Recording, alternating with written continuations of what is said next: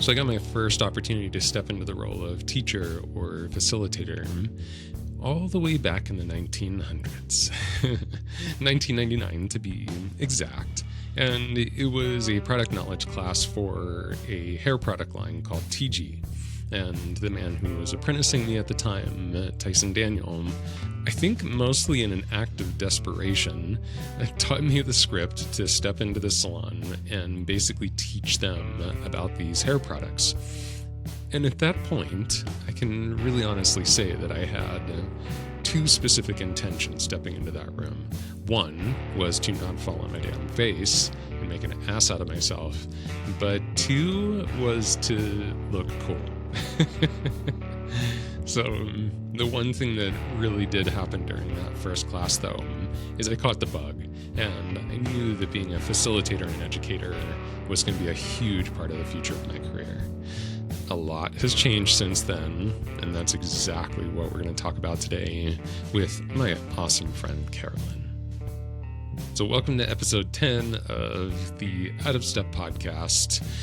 We've made it to the double digits. That's got to be some benchmark, right?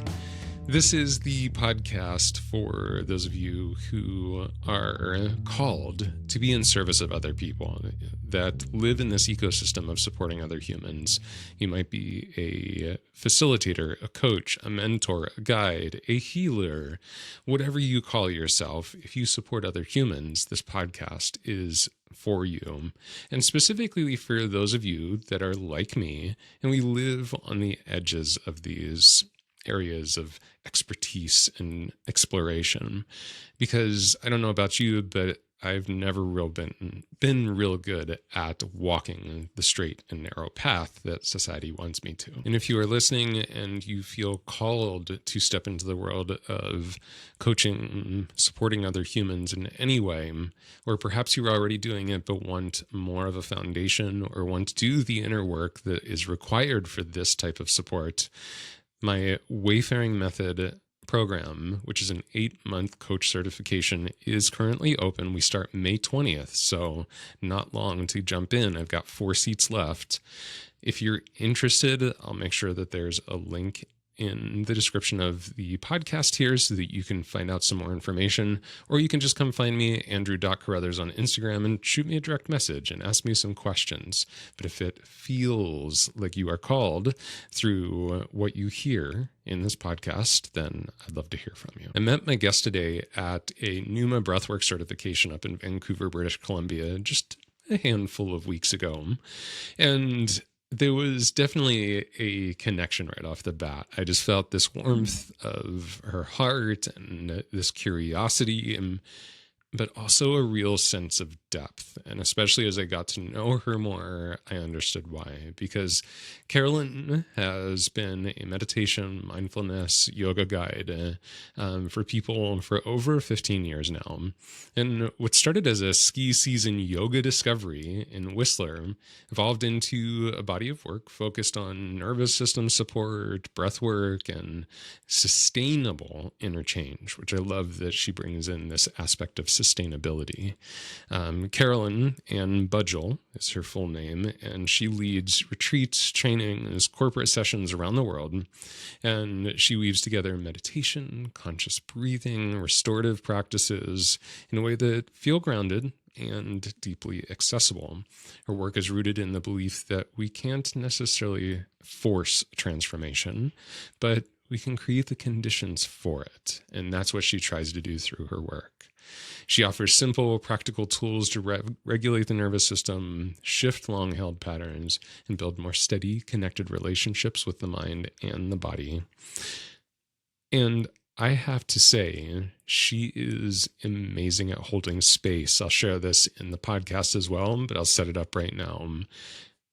In her presence, I moved through such a transformative and significant breathwork session. And really what she did the best is just held space for it. So I hope you enjoy this conversation. Let's jump in. All right, my friend Carolyn, I'm so excited to jump into the conversation with you today. So to just drop in together, let's start with one word each for how you are today mentally, emotionally, spiritually, and physically, And you don't have to rattle off all four in succession. If you forget which one you're on, I'll help you. Okay. Mentally, I'm feeling alert, emotionally attuned, physically pretty steady. Mm. Yes. Spiritually, in awe. I like that. Awe is a beautiful thing. Awesome. Thank you. For me, mentally busy. Emotionally joyful. Physically, go with more than one word. A little sore in my hip because I was up and down ladders for like 2 days last week, which was fun. And spiritually, what's the word? It's something beyond curious. What's beyond curious? I don't know what it is, but it's something beyond just curious, because it's not just interested. It's like almost feeling like I'm sucked into something right now that I don't know what it is. It's like excitement curious, and I'm not sure what that word is, actually. I'm going to have to think on that. Okay. I was sensing a portal energy from you, like a portal beyond curiosity. I like that. That's a great way to explain it. That's kind of what it feels like.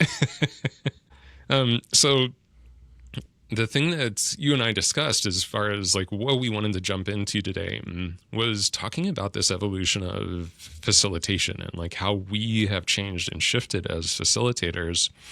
And I'm curious, like, if we rewind back a bit for you and you think back to your first experiences in facilitation, or, you know, even back to when you were first training or first getting opportunities, what was your experience like in those early days of facilitation?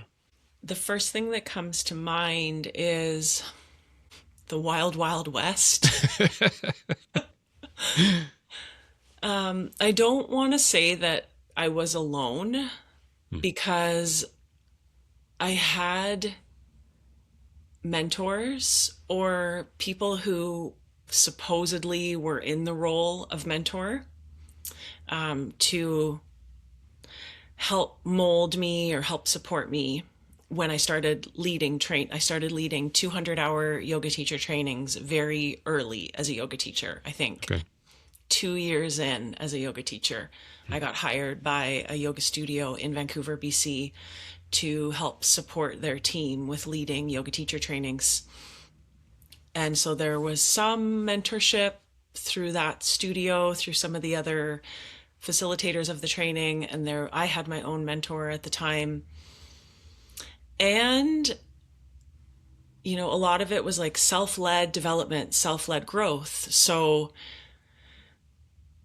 I was also kind of left to my own devices to figure out, you know, how to show up and how to teach and how to listen and how to guide people with care. And if I wanted more support in any of those realms, I needed to ask for it. But I didn't know how to ask yet for help. I was a baby in so many ways. Yeah. I hadn't started my own therapy journey yet. I didn't know how to ask for help. So the mentoring that I received was based upon, in a lot of ways, what I was able to ask for. And I learned so much, though, at the same time. When you're thrown into the fire, you learn a lot. And because I loved it. Like, I always loved teaching. I've always loved telling people what to do.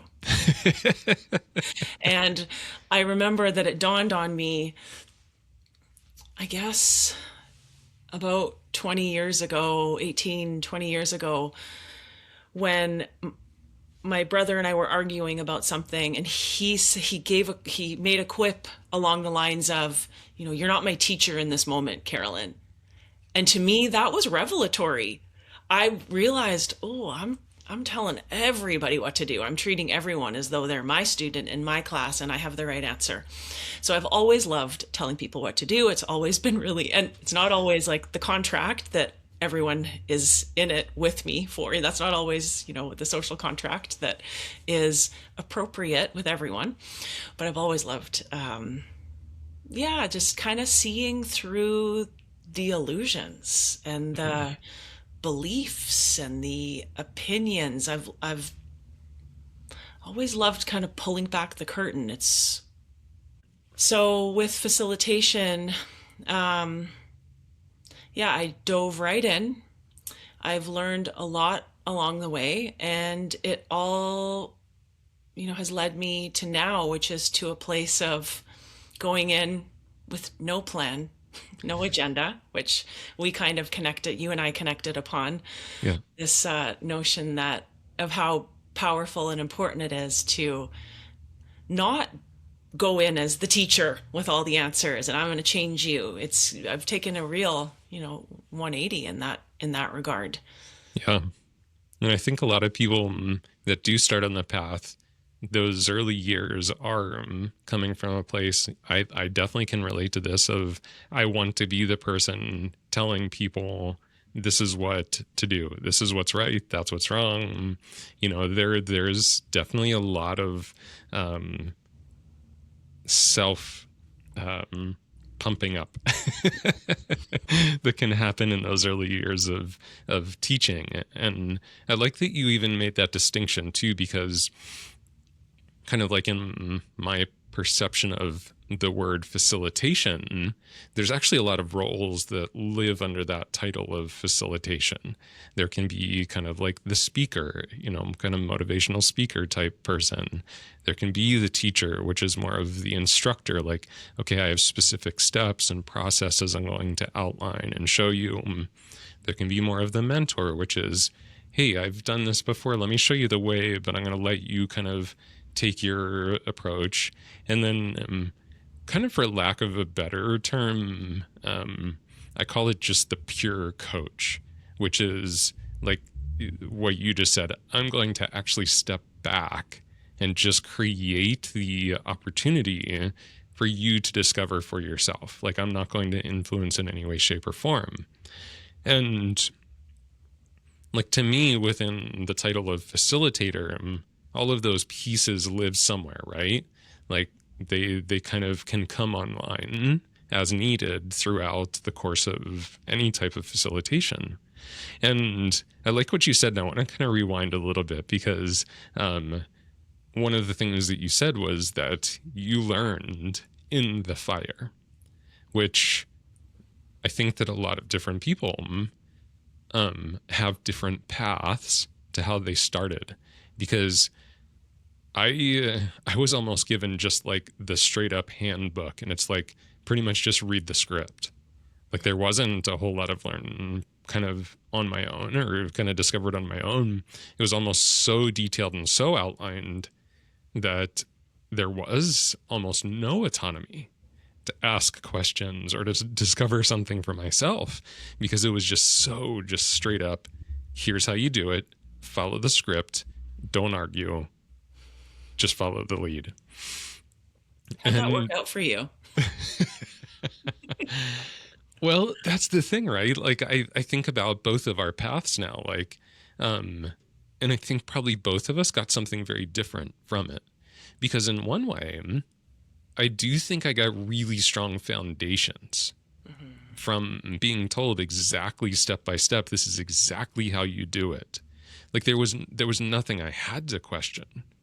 So I don't feel like there did feel as much of that sense of fire, because I could almost just lay the confidence in the sense like, okay, the people that told me what to do and the script to read, I trust them. So I'm just going to show up. I'm going to do this script and just trust in it. Whereas, like, I think about you and having to almost go in and like ask for the support, ask for the feedback. I would think that you probably got something very different from that experience. Mm-hmm. And I loved it. Because it's so my nature to also just get a hit of wisdom and run with it. And I can't see anything else around me except what intuition or wisdom is saying I have to follow. I just have to, and it's just this, it's this full body run into into the fire, sprint into the fire. So it's something also that is my nature. And I love that you use the word discover a couple times, because I feel like both of our opposite paths have helped us in their own way, helped us to arrive to now a place of being open to discovery. We're still really open, and even probably more so than obviously when we began to discovering. And yeah, so I've always been pretty fiery by nature and bold and rebellious, a bit of a problem. Like, can I say the SHIT word? You can say whatever you want. My 9-year-old daughter isn't around, so I can say shit disturber. I've always been a bit of that in the kind of most neatly packaged way that Caucasian woman from a Christian family can be. I've been a bit of a rebel in the way that's most acceptable. So yeah, it was definitely, and it really began with a drug addiction. Absolutely. When I was 15, really followed my instincts basically away from my family, away from what was being modeled, because I could see this isn't happiness. This isn't joy. This isn't a life that I want to be part of. So my instincts took me elsewhere. And just as I think about that in my past, those years in my past, and I look also to my years struggling as a yoga teacher, struggling, leading trainings, like trying to offer something that I was proud of to groups, even though I felt like I knew nothing. I can look back at all those experiences with so much gratitude that I made those choices and that I actually did follow my gut. And I did what was different and weird in some cases. Really glad that I followed that, because my life experiences have been so rich. I also dropped out of university and then went back many years later. Like, I'm so glad that I did all the things that no one wanted me to do. Yeah. Yeah. So that rebellious spirit started really early. And then it sounds like that carried on into that first area of facilitation. Like, okay, well, I'm just going to figure it out for myself. And you probably had the experiences in life to feel like you could. Because, like, well, I've already done a bunch of stuff on my own. I've already kind of stepped away from family and the guidance of family to do it on my own. So it probably didn't even really feel that different, I would think. Yes, really great observation. Yeah, and even though it was, I mean, you know how it is. My mentor says that when we are in these roles, we are walking just on the fringes of society. We're right on the edge. We're walking the normalcy, or whatever we want to call it, these societal expectations and these shoulds. They're kind of in the center, and then we are here right on the outskirts. And it's as I mentioned earlier, it can kind of be a lonely place to walk, and also the only place to walk for some of us, because to deny that, we know how much suffering that leads to, or it would lead to, or some of us have experienced the suffering when we've denied it. So to live on the outskirts and to carve your own path, it's much more alienating and so much more worthwhile in the end, because you get to say, like, hey, I've made it through some challenges and look where I am now. And this is a conversation that I have with my younger self frequently.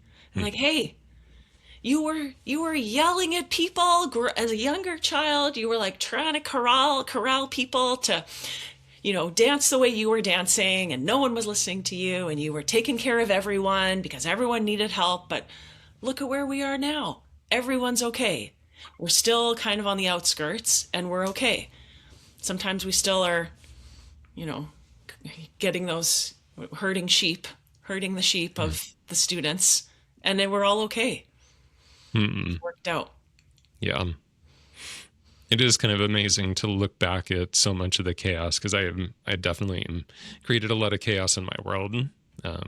And there were times that I looked back at that chaos that I created with definitely some guilt, some shame.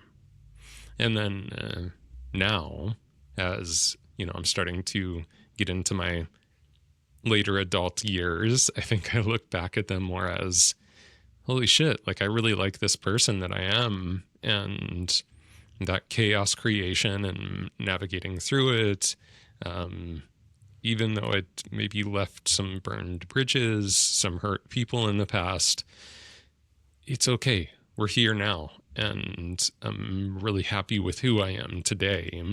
I'm really happy with the way I operate within the world.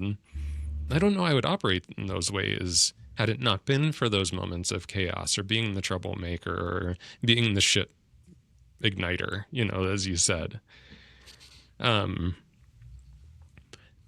do want to ask you a question, and it's a little bit of a shift in direction, almost kind of like backwards, because you said something that I've been really curious about recently, and actually just 2 podcasts ago, my friend and fellow wayfarer Frank, we were talking about this, and you've used the word mentor quite a few times, and even in the beginning, you even said something to the effect of people who were supposed to be mentors. And so I'm curious, like, what does that word mean to you? Like, what is a mentor to you? Well, I could explain, I guess, how I work with that word and that concept right now in my life. For me right now, my mentor is in a process with me, working with me. We are in a journey of like collaborating on, and I know that her role specifically, how she likes to show up, is in collaboration with someone who wants to be seen, who wants honest answers, honest guidance, but she will never tell me what to do. She will never point to how I should be seeing the world, or she will rarely point to what I'm not seeing in myself. It has to be met halfway by me as well. So in that sense, a mentorship is, it's a relationship. It's not necessarily that she is my teacher, although I really always think of her as my teacher because her words are in my head and in my entire being. But the mentoring relationship is something that goes 2 ways. So I need to show up with questions that I have, with what I've been working on, with what I feel ready for, with what I'm excited about. And I also need to show up with, these are all conditions that I've set for myself when I'm working with my mentor, but I need to show up also with complete openness to whatever needs to transpire and to whatever needs to come through. So no agenda. And I try to show up that way with everything in life, you know, with my daughter, with groups, retreats, trainings that I'm leading. So I think that like a mentoring relationship can be found in everything, and in nature as well. But I know, of course, that there are more norms as well. Yeah. So for you, it's that kind of cooperative relationship. It's not just what we might title as kind of like a guru type of relationship, where it's like, I'm here and I'm going to tell you exactly what to do. And by the way, if those of you out there have very healthy guru relationships, using it in the perspective that I think many of us have about that kind of relationship, that it's kind of this dictatorial kind of relationship. But for you, it sounds more like this cooperative type of relationship where both people are having responsibility and input into the connection. And the one thing that Frank had talked about with his teacher because he's a little averse to this concept of mentoring, because to him it did always have this hierarchical. I'm not even sure if that's a word, but I'm going to use it. That was perfect. Perfect. Okay, hierarchical type of nature to it. But like his teacher, it was very much them walking side by side, exchanging notes. And it sounds like that's kind of part of what's happening for you in mentorship currently. Am I picking that up correctly? Yeah, exactly. Yes, because I've seen what happens in wellness industry, certain aspects of the wellness industry, when there's an authority figure and everyone is just blindly following the authority figure. And I understand how that occurs. Society is set up in, the system is set up that way. So I understand. I've just always been very adverse to anyone who tells me what to authority. I mean, I'm sure a lot of us are that way, even though Yeah. at the same time we want to be told what to do. Like, that's why I love yoga, because it's nice to go to a class or just to be told what to do. So there is an interesting, like, fine balance to find around standing in yourself, in your power, while also, receiving that support in the collaboration or the cooperative relationship. But also, I'd love to hear what mentor means to you. Thank you. It's changing and shifting currently, because part of the story with Frank is I started hiring Frank as a soul faring guide. That's what he does, is soul faring. And through the process, I really found something within him that I looked up to, that I felt like we were on very, very similar paths. But in my perception, he had just walked further down the path so far. And so I was like, maybe he could actually be more of a mentor to me. And in that time, which was only about 6 months ago, I reached out to him and I was like, hey, Frank, I just keep feeling this calling. Like, would you be open to actually being my mentor? And his response was really beautiful, Carolyn, because he sent me this pretty long email back with lots of questions about, like, well, what does that mean? And like, what are you actually looking for that doesn't already exist? Like in our sessions and in our relationship, what else would there be that would change to a place that you would call it mentorship versus just what we're already doing? And it started this entire question, this long sense of inquiry for myself of, well, yeah, what am I actually looking for? And here's the funny thing that you said that I was kind of looking for, right? I had to admit to myself, I was feeling a bit lost and I wanted someone to tell me what the fuck to do. Yeah. We love homework. Yeah. Like I homework. just wanted someone to be like, Andrew, stop spinning and just do this. And Frank was kind of like, that's not what I do. Like, that's not what he believes in, as far as like how he works with other humans, which I actually really respect and appreciate, because it's also not what I do. It's kind of why I don't call myself a consultant or, something to that nature. I call myself a wayfaring guide, because I truly believe that you are the one that has the resources. You are the one that knows the next step. My job isn't to tell you what to do. It's to help open the doors to something where you go, oh, okay, here's where I want to go next. And that might help hold you accountable to it. Like when you say, yes, that's where I want to go. But I'm not, it's kind of like we were talking about before we started the podcast. This thing of like, even if I offer something to someone, I'm offering it with fully open hands. Yes. You get to choose whether you take it off the plate or not. And then once you do, I have no attachment to what you do after that. And so that's more of what I picture mentorship as now.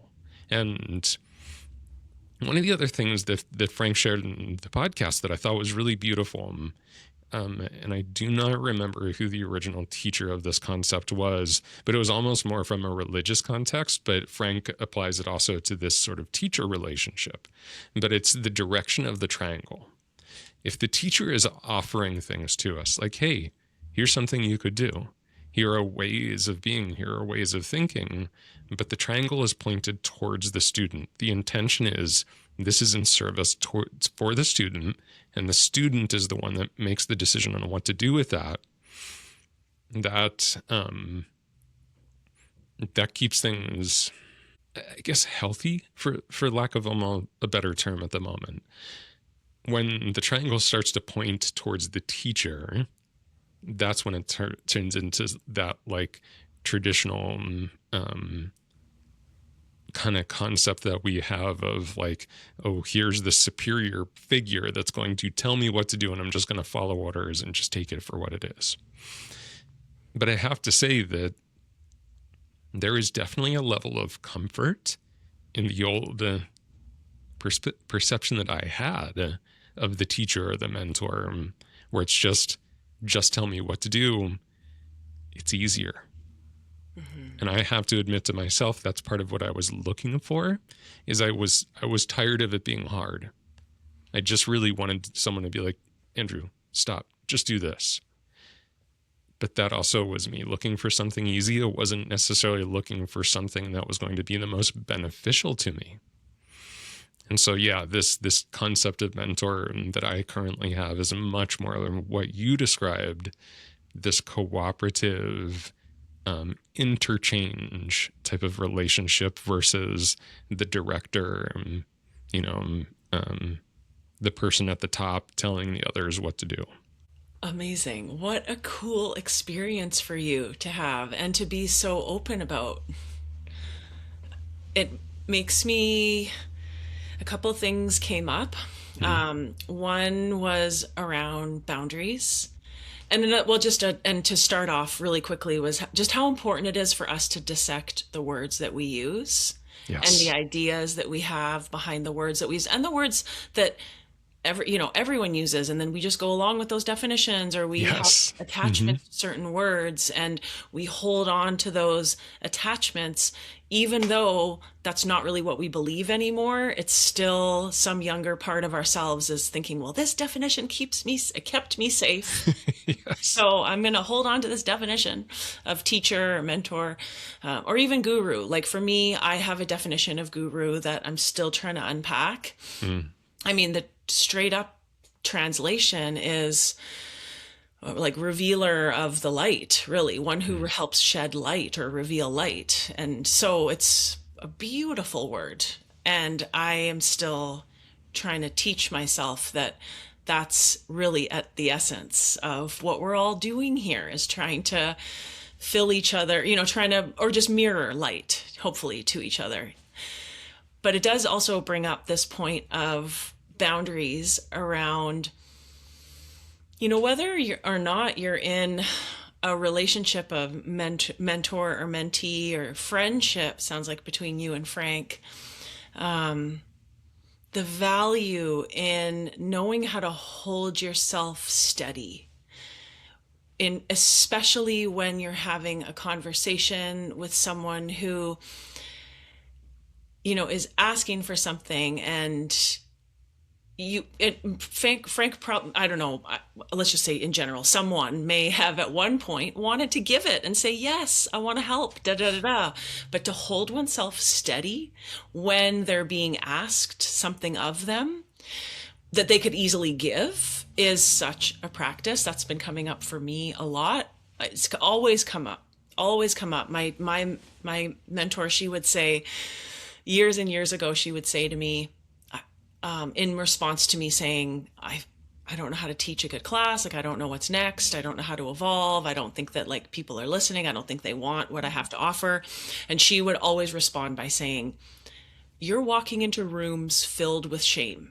Everyone is, or we could replace that word shame with insecurities, distracted thoughts, whatever. She just chose the word shame at the time because that word resonated with me the best, the easiest, because I was showing up to teach with my own shame and my own insecurities. And so she would say, everyone's coming in with the same thing. And so the real practice for you is, can you hold yourself steady around all this shame?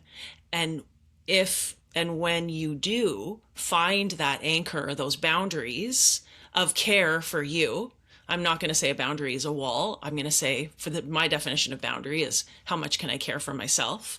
So she would say, if you can find that anchor for yourself, then what happens next? That's what true yoga is. To be in spaces of shame.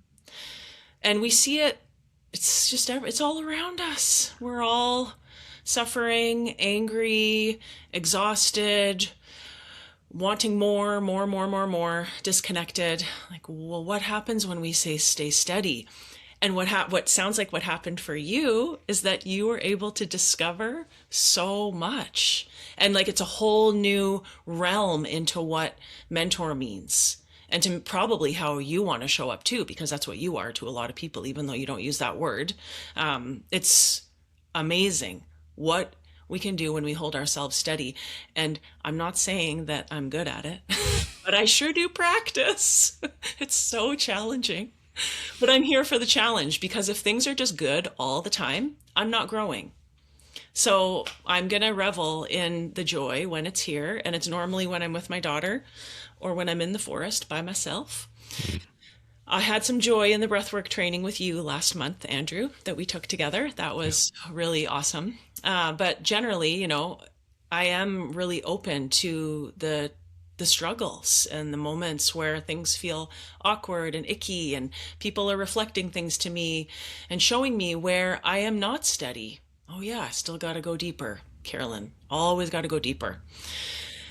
So that sounds like such an incredible experience that you had. I'm going to take some of that teaching with me, actually.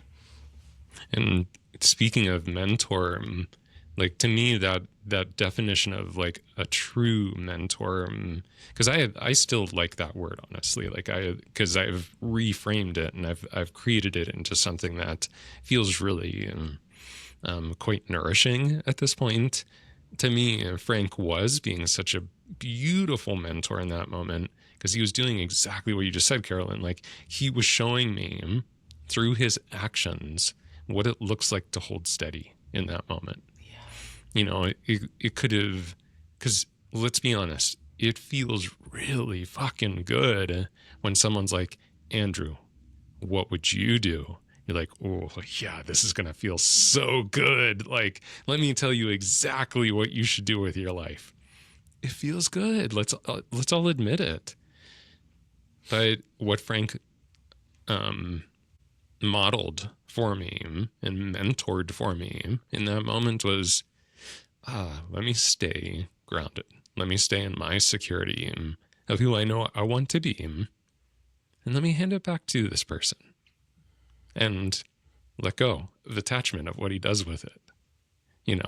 And so, yeah, I think I got exactly that too. And I think what your mentor shared with you is like the essence of what we were talking about too, being able to step in at this point in our career into a space of facilitation, you stepping into these beautiful like yoga and meditation and breathwork spaces that you work in, me stepping into maybe a coach training or a facilitator training or some other group that I'm working with, and being able to step in with that sense of whatever shows up, I can stay grounded, I can stay steady and guide my way through it and guide the room through it, without necessarily having to be in charge of everything, without having to have it all fit and exist in a certain way.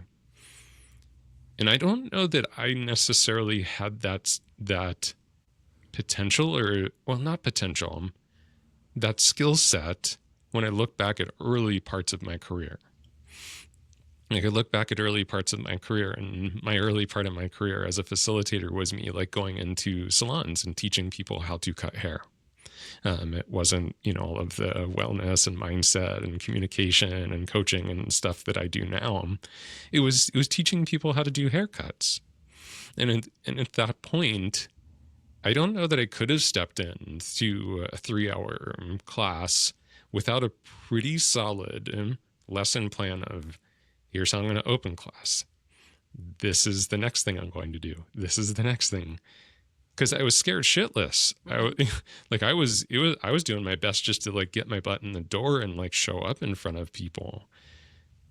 And so I'm curious for you, like, what has gotten you to a place that you have been able to start to make that shift towards like being able to hold steady and not necessarily show up with everything perfectly outlined?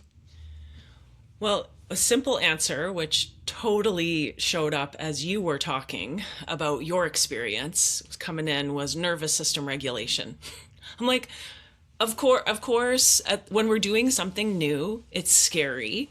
So nervous system, like that fight or flight, sympathetic response comes online going, oh, this is different. This is awkward. This is scary. This is unknown, right? So when it's unknown, our nervous system is doing what it needs to do to get us through. It's just that when we're trying to get through that unknown and we're in that activated state, we're not really grounded. We can't see the bigger picture of, oh, actually, I see everyone in the room right now. I'm super aware of like what everyone's doing and what their facial expressions are.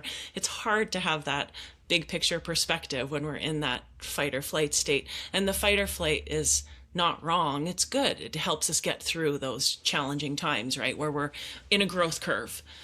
So I was thinking that the nervous system regulation piece is so important.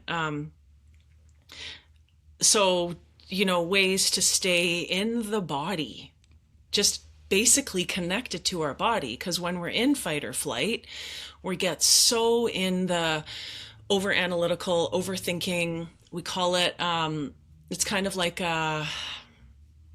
it's the opposite of the wise owl brain. It's like the hunter brain, like everything's out to get me. But so we're kind of up in the head, which helps us stay alert and looking out for problems. But our bodies have so much wisdom and support for us.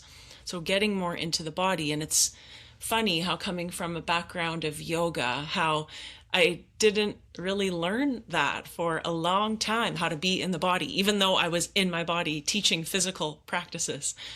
But there were a couple of pivotal moments within the nervous system regulation understanding umbrella, like understanding and studying more nervous system tools. One thing was my daughter's birth, and then my father's death. Both taught me so much about my own nervous system. So instrumental, just straight up tangible experiences of life, of birth, and then of death. I wouldn't call it the end. I wouldn't call death an ending, in my opinion, but a huge transition, a huge transformation. Yeah, and that kind of all showed up as you were talking about, your early experiences of facilitation and having the plan. And now I think that when we're in our bodies and when we're in, it sounds so trite to say it. Sometimes I even grimace at myself and I'm like, just connect to your body. Take a breath. But also do that over and over again. Just do it over and over again. And if we do that and we practice, and it takes a long time, it takes years and years, but if we're in the practice of that, of reconnecting to the body, when fear comes online, I hear you, fear, but also my body deserves more. My body deserves more. And it takes time to then be able to be with what's in front of us in a way where we're not attached to whatever happens. Because I know that what matters more, a lot of things matter in life, but really what matters the most is that I'm in my body in this moment. This is all I have control over, is being right here for my body and for my nervous system. This is the only thing that I can really exact change over. The change takes a lot of time, but this is all I have control over. I don't have control over, what my daughter does at school, what happens to my daughter at school. I don't have control over whether or not I'm going to make it on time to a class or to an event or to a client. I don't have control over whether the technology is going to work for this conversation with you. What I have control over is this, this landscape right here. Yeah. This And nerve. so, yeah. And so you said that like both your daughter's birth and your father's passing were big pieces. Was that the piece that it was teaching you was, well, I can't control, something like your father passing. As much as I would love to be under control of the people around me and their living or dying, I know I don't have that control. So is that what those moments were teaching you, is like how to, I guess in some ways, kind of like surrender that level of control?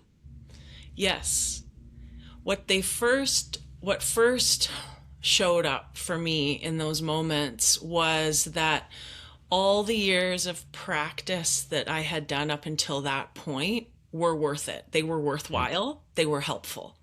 They helped me in those moments. So what happens, as you know, and maybe a lot of listeners know, generally is that we come to the practices when we're already in our darkest moments. Yes. So we come to the practice when our nervous systems are already way out of whack, which isn't bad if our nervous systems are imbalanced. It's just information, just something to be aware of, right? But generally what happens, that's when we realize, oh, I need a lifeline. I need some help. And it's not that it's too late. It's just a lot harder to arrive at some of these realizations or some of the learnings. It just takes more time to learn when our nervous system's imbalanced or when we're really facing the dark night. So, and like even like giving birth is kind of like facing a dark night. It's a big transformation. You don't know what's going to happen in labor. Yeah. You really have I can no imagine. idea. Yeah. So, and it's like a beautiful experience, but it's also wild. So you just don't know. But the first thing that was highlighted for me through life and death was that, oh, I'm so grateful for all those years I spent in therapy, all those years I sat in silent retreats, that I sat in silence, all those years that I was challenged as a facilitator, either by myself, by my own narratives, or challenged by people who were in my groups. Like, I'm so grateful that I've been doing this work, because it's prepared me to be with what's here now. And then, yeah, I mean, like you hit the nail on the head, that the ultimate lesson is in surrendering. All this work. And you have said this a couple times, like serving something up on the platter, letting it go. Or like doing the work, letting it go. Showing up again to do the work, letting it go. Showing up when life feels really good to do the work, and then let it go. And that's just that lifelong lesson and practice. I do like that you chose the word surrender, because sometimes the words let go aren't the best words for me and for a lot of people. What feels different? Surrender feels like it occurs. It just feels like there's less work. Let go. The words let go feel so arduous. Like I gotta work to let it go. But surrender, it feels, if I were to give it, an embodied, it feels more like a free fall. Yeah. Like I'm just, or floating. But letting go feels like it takes, and it does take work, but I don't think that we always need to use word. I think it's helpful to use words that we really like, that feel easy for us to relate to. Yeah, I can definitely feel that. Like to me, as you say, let go, I feel like I have to like physically take my hands, take something and like place it on the table in front of me. And I loved what you just demonstrated. And those of you that aren't watching on video couldn't see her. Oh, thanks. But she kind of opened her arms up and sort of like leaned backwards. And that's exactly what surrender feels like in my body, is this arms open, body just kind of drifts backwards. And yeah, that feels very different to me too, for sure. Yeah. There's something that you said that I feel is really important, because we do often hear, especially when we're talking about something like working with a very elevated nervous system, and you said, I even kind of eye roll, is like, get back into your body. And there's something really key that you even said about, well, I was a yoga teacher, like I was supposed to be, doing these things with my body. Something that my most recent yoga teacher had taught me, and it changed everything, was that if I was just showing up to the studio and going through motions and then not taking what had happened on the mat out to the rest of the world, I wasn't actually doing yoga. I was just doing exercise and stretching. And no one had ever put into perspective before that yoga was something beyond exercise and stretching. And now, of course, with just more of like the abundance of information and access that we have to wisdom in general across the world, now I really see that like a lot of yoga is just kind of exercise and stretching. So as much as people might say, well, I'm getting into my body by going and doing yoga or any type of exercise period, that might be connecting us to muscles and positions of where to put our feet, positions of where to put our hips, how to stretch those body parts. But I don't know that that's the thing that we're saying when we say get into your body, as far as, okay, I'm way overstimulated. I am so far into my sympathetic nervous system. I'm freaking out because I'm about to step in front of an audience. Okay, get into your body. I don't know that we're talking about the body that we exercise and stretch. What are your thoughts? Yes. Well, because a lot of the ways in which exercise occurs and yoga occurs only further increases that fight or flight state, or it'll only take us into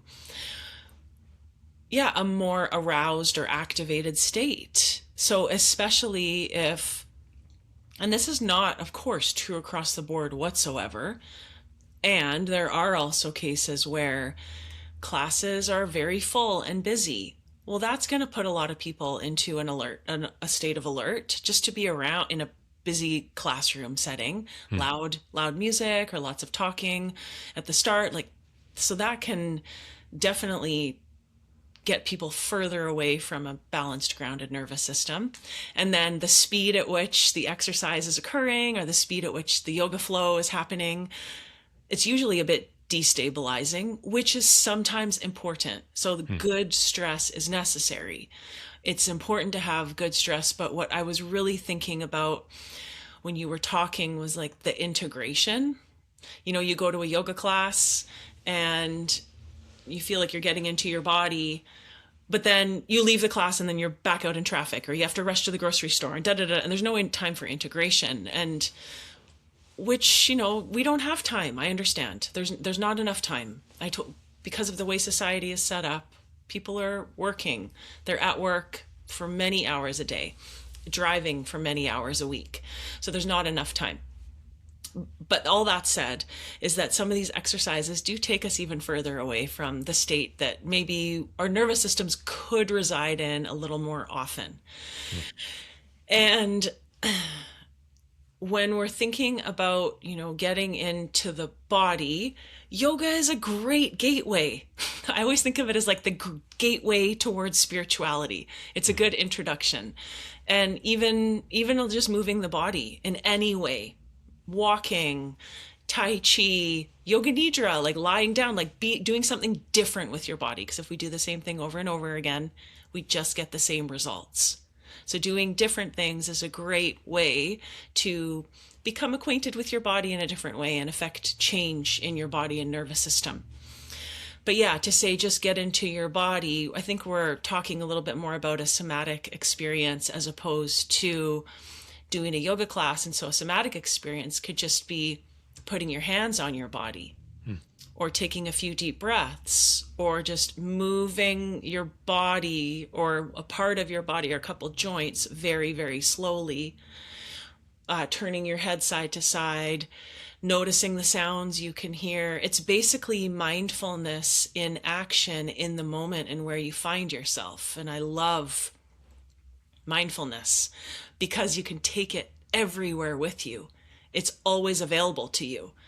If you want a yoga class, it's a bit of a time commitment, and it's important to do that as well. It is important to care for your body through stretching, through yoga, through also, high impact exercises. We need to do all these things for our bodies and to take it off the mat. I remember in the 90s too, I heard that all the time as a newer kind of yoga practitioner. And I would always hear, now take your yoga off the mat. I'm like, okay, bye, what does that namaste. mean? But I never got it. But really, once I started studying mindfulness and Buddhism, then it started to land. Because for me, it's never been just about studying one lineage or one tradition once and for all. There's so much wisdom across many lineages and many religions too. So Buddhism helped just lock a few of the puzzle pieces into place for me around what it means to be in the body and to be mindful in every moment. That's where the practice counts. I used to say in my classes, you could do a handstand, congratulations, and still be an asshole out in the world. What really matters is, because I was too, I never really mastered handstand, but I would do a lot of the other poses. Yeah. And still be a judgmental jerk. Yeah. So being in the body first, attending to my own shame, attending to my own regrets, my own guilt, so that I could see, this is what needs love. This is what needs care. Okay. And then now I'm ready to enter in with a group because I'm with me first. I'm here first for me. And that's that boundary piece coming back in. I'm caring for myself first.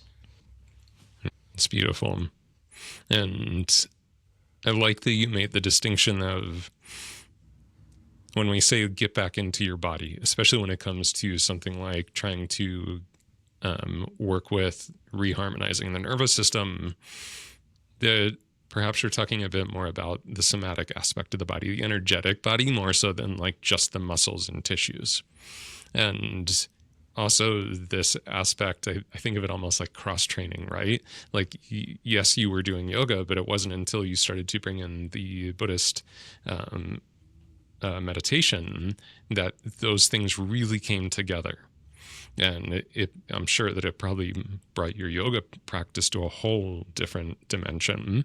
And I've also found that with this aspect of kind of like eclectic study and cross-training, some people think that that's a bad thing. I've actually had I actually kind of call him more of a shadow mentor at this point, because he taught me a lot of what not to be, as well as the things that he taught me. And one of the things that he actually was really hard on me about was this eclectic approach that I have to my self-study, to spiritual study. I don't just follow one lineage. I don't just follow one prescribed dogma, because what gives me depth is I connect dots. And so I actually had a really similar experience that once someone actually introduced to me that yoga was more than just a stretching and exercise practice, that it really was more of a spiritual practice. It was more of a practice of facing ourselves and working with what shows up for ourselves and then taking that into the rest of the world. I was like, oh, well, that sounds a lot like Buddhism and the meditation that I do. And now that I can kind of weave those together, it takes me into more of the energetic aspect of what's happening within my body, not just, ooh, this muscle hurts.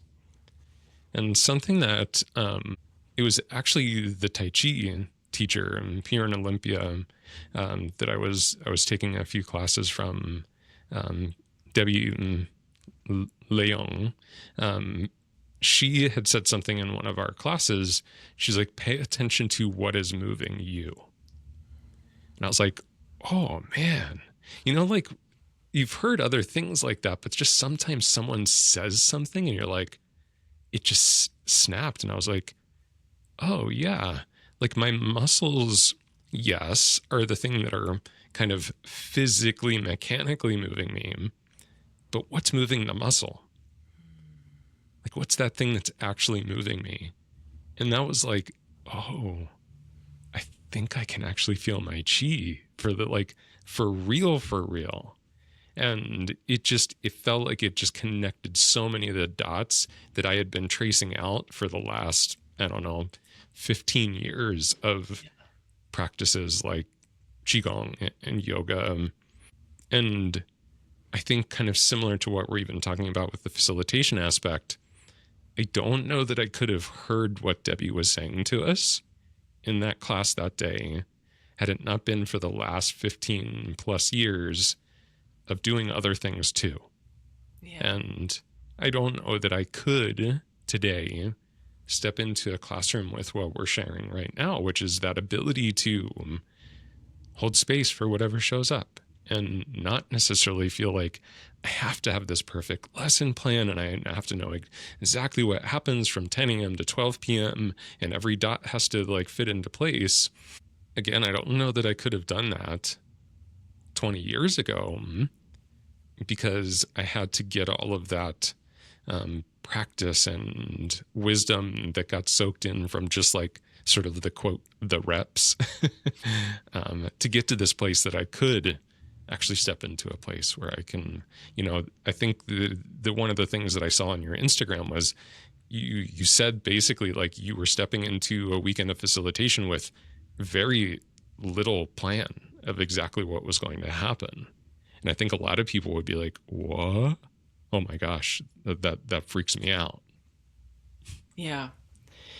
And it is freaky, little expectation around what should happen, and also little desire for validation from anyone who's in those events as well, which is such a subtle, pervasive desire that a lot of leaders, teachers, facilitators, they come into this role with a question that came up, which I held on to, that I loved, that I heard many years ago, directed towards new yoga teachers, is what is unhealed in you that you're trying to heal by showing up as a teacher? And like, in other words, like, what love are you trying to seek, or are you reaching for or grasping for? What are you looking for from your students? And of course, it's often subtle. I mean, I can see it quite clearly now, but it's subtle within us a lot of the time that, oh, no, I just love it. I'm just passionate about it. Well, really? Why do you need to be on stage and tell people what to do? Also, let's go a little deeper. So yeah, so now I'm trying my best to really be okay with, like, again, finding that steadiness within. But one thing also that you said around what your Tai Chi teacher said, like what is moving you, and how you thanks to all these years of your work, you're able to really sit with that question and digest it and probably get a lot from that type of a question, made me also think about how, once again, all of this work and all of that we're learning now is continuing to lead us towards surrendering the plan with workshops, retreats, trainings, surrendering what I think I need to get from retreats, surrendering, like where my life is going to be 15 years from now, surrendering how my life is going to end, like letting go of that concern. It's such deep, important work that a lot of us will always turn away from. A lot of us will never get the opportunity. I do think of it as an opportunity to be able to look towards this. It absolutely is an opportunity. It is a privilege. A lot of us don't have the luxury of time, or we could say resources too. We're not in societies where it's valued. It's a luxury to be able to look at our own mortality and towards like how much love we want to give while we're alive in this short life. And I don't know if we're here, if that's the reason is to love, but I know that there's a lot to learn from relationships in the moment, and from our teachers and from our mentors and from our students, right? There's so much to learn. There's so much to learn from having the plan. I also do really love a plan. I love having a plan, like scripted out 15-minute increments. I love the plan. And I also love closing my notebook and ignoring the plan a lot of the time. So there's a lot to learn from that, from our students, from our pets. I mean, you know this. Everything's teaching us about, I do think, love and the eventual let go, the eventual transition into whatever is next. Yeah. You reminded me of something that I wish I remembered the podcast. I wish I remembered the woman who was speaking on the podcast, but it was like one of those kind of random ones through this breathwork certification that you and I have been part of, the Pneuma breathwork certification. Hakomi method therapy is a big part of that process. And so I got really interested in Hakomi, and I was just looking for podcasts about Hakomi. And this woman was talking about Hakomi. And something she said that I just loved was she asks herself before every single session, how might I be nourished by this person I'm about to sit across from? And it kind of broke my brain a little bit, because the paradigm that's often taught to us as coaches, therapists, facilitators is you should want of nothing. You should have no agenda. You should not need anything. But what I loved about what she said is it recognizes that there is always an exchange. Like, I don't know that we can turn that off. And I really loved what you said, Carolyn, that asking myself, what is that need that I'm looking to get fulfilled by showing up today? Because if we can have that honest conversation and ask the question that she asked, which is, how might I be nourished by showing up today with these people? I feel like then we can consciously choose something that is actually nourishing and not necessarily just subconsciously operating potentially in an unhealthy way by showing up, right? Like, we can actually consciously recognize it does do something for me. It does feel good to show up and be the teacher in the room. So how might I be nourished in a beautiful way by that experience today? How might I receive just as much from these incredible students that are stepping into this space as I offer?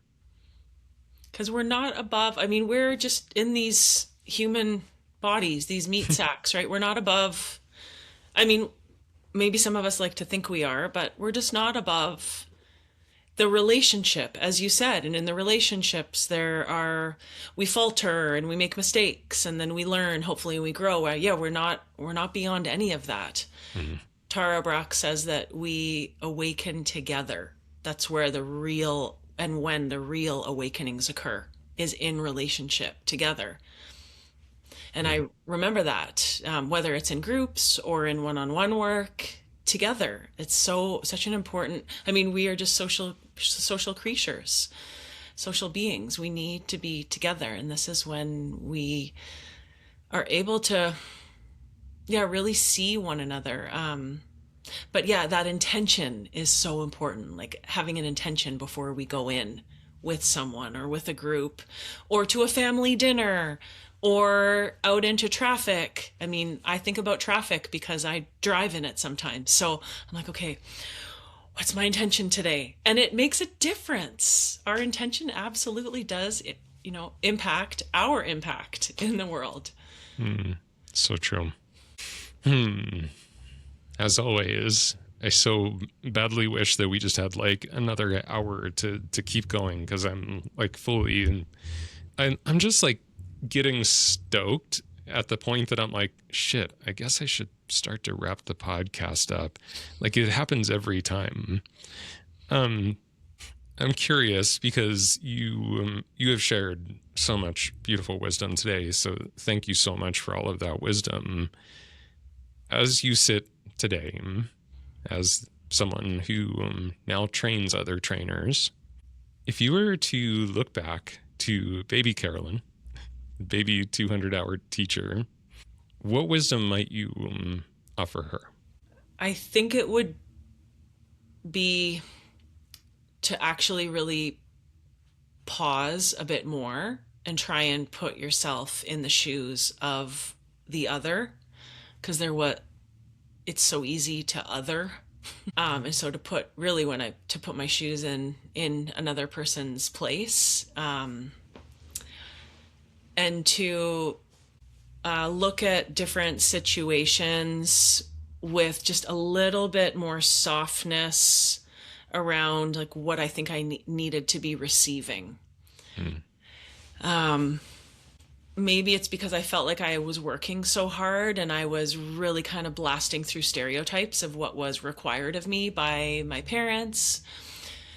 And so I often felt, oh, I'm doing so much to break through a lot of the generational traumas. I'm doing a lot to break through the conditioning. So I deserve a lot.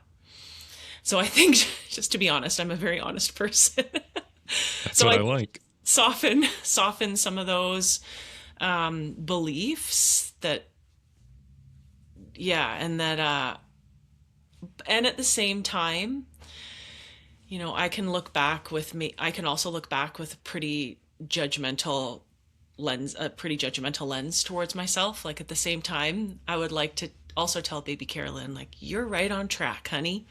You're doing great. Because I also didn't get that very often. I didn't get that from people that I trusted. I didn't get the, hey, this is exactly what you should be doing. I got it from this, whatever this wisdom was in there.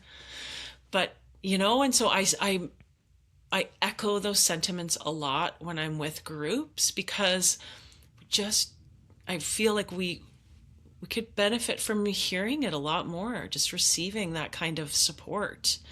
Not of like telling someone what to do, but telling someone, you're doing it. You're doing great.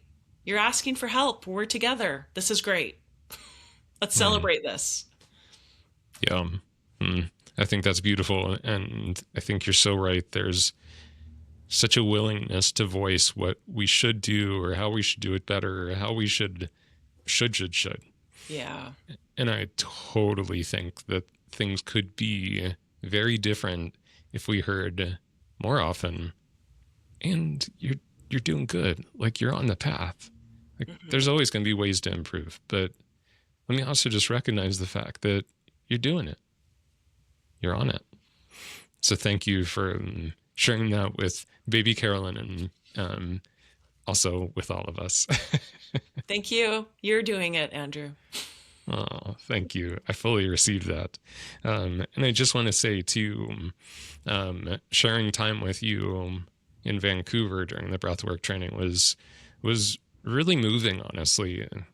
Carolyn and I got to facilitate each other through a breathwork session.